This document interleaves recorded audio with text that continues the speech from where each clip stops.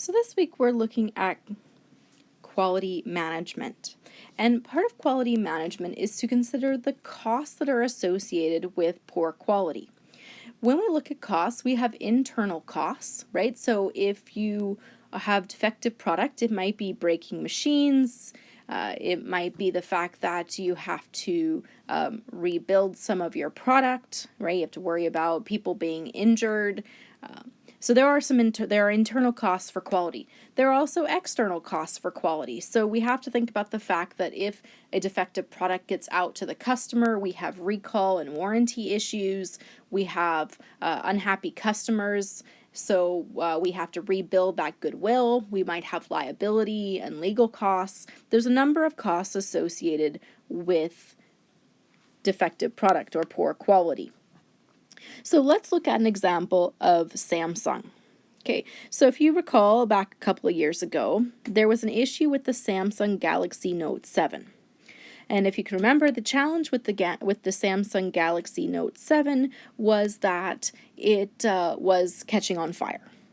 Okay, so when we look at that Samsung Galaxy Note 7, there are internal failure costs and external failure costs. So the challenge with the Galaxy Note 7 is that it was out with the customers. So the external failure costs would include things like having to replace the device. And in fact, what they did is Samsung replaced those Galaxy Note 7s that were catching on fire.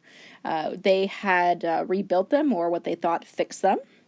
The challenge then was that it didn't seem to fix the problem, and they continued to have issues with the fixed product. So at that point then, you have not only the cost of repair or replacing the product, but now you have buyers that are switching to another product. You've lost your customers, and so there's added cost there as well. Then you have those who were injured by the Galaxy Note being caught on fire, so we have an external cost of medical bills and lawsuits. We have an additional cost now in terms of appraisal and prevention, so we need to better test the product in the lab and make sure that future products are not defective. So all of these costs add up. And in fact, the overall cost of the Samsung Galaxy Note 7 and the quality issues of both it and the replacements, the cost to Samsung was over $10 billion when you add up the internal failure costs, the external failure costs, appraisal, and prevention going forward.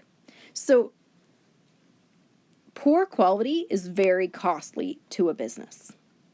We can think about other examples of quality issues.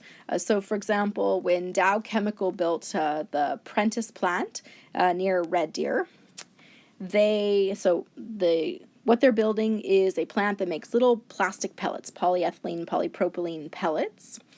And when they built the Dow and that location, they said, oh, well, Alberta is a very dry climate. And as a very dry climate, we don't have to worry about the moisture in the plastic. So normally what they would do is they would scrub out the water with condensers so there was less water in that plastic. Well, let's think about it. Well, why would water in plastic be a problem? Well, when the plastic pellets are sold to customers, they then have to be turned into milk jugs and water bottles and plastic bags. If there's too much liquid inside the plastic, then what happens is when you create the milk jug, it has a hole in it. Okay, so they built the Prentice plant. Air is very dry in Alberta. We don't have to worry about these scrubbers. So if we scrubbed out the water with these condensers, we would have had to pay about $200,000 to put these in. Well, they didn't put them into the buildings. And then what happened is they start producing, and it turns out that while, yes, it's very dry here, it's also winter. And in winter, there is snow, and snow is moisture. So the problem is the plastic pellets began to freeze in the pipes. Well, what do you do about it? Well, you could get the plastic pellets to unfreeze by adding steam. Okay, heat them up, but again, you're adding more moisture. So the wet pellets, they actually ended up going to the customer. We talked about the voids that were in milk jugs and Tupperware. And then they had to buy back the defective product from their customers, and you have to build back up that goodwill by giving them future discounts. So it becomes costly when you have this quality issue. Okay, so now they've had to replace the defective product. They've had to build up that goodwill. That all is external failure costs. Well, now they go back and they say, okay, well, I need to add the condensers in to help scrub out that water so this doesn't happen again. Well, the problem is that when they built the building, they didn't build it to allow space for those condensers. So now you have to expand the building, rebuild part of the infrastructure. You got to deal with the customer complaints, the lost future sales, and you have to get all that defective product out of the pipes. So what could have been a cost of $200,000 to put in a condenser at the beginning ended up costing about $10 million in order to deal with the defects after they occurred. So it's a lot cheaper to prevent the quality issues before they happen, prevent the defects before they happen. The closer you get the product to the customer, the more and more expensive the quality issues they become.